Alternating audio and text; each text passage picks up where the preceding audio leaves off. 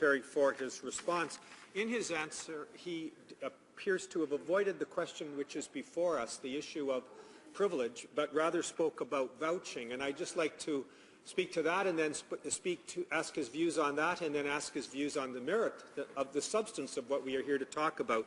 Apparently, some 800,000 Canadians use voter cards and vouching, and particularly 70,000 Aboriginal peoples use vouching, because the kind of identification that he listed, all of those kind of IDs, are not often available to some of the poorest of our fellow citizens and seniors who don't have it at hand and the like. So that strikes me as a very weak defense. But nevertheless, that's not what we're here to talk about. I simply wanted to respond and ask him this, a question I asked of my honourable friend from Welland.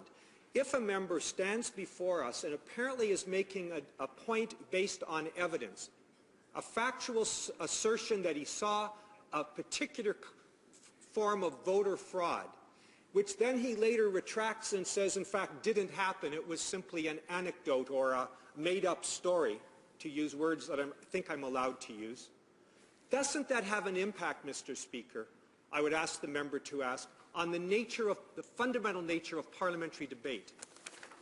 Honourable Parliamentary Secretary. Well, I think it's right that Canadians would expect that when someone is elected and they stand in the House of Commons, when they make a sound argument behind something, they're doing that with truth in their heart.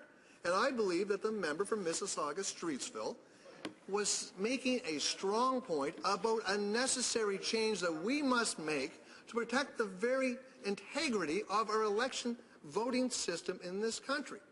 When he got up and said his statement, as he mentioned here, he gave some inaccurate information.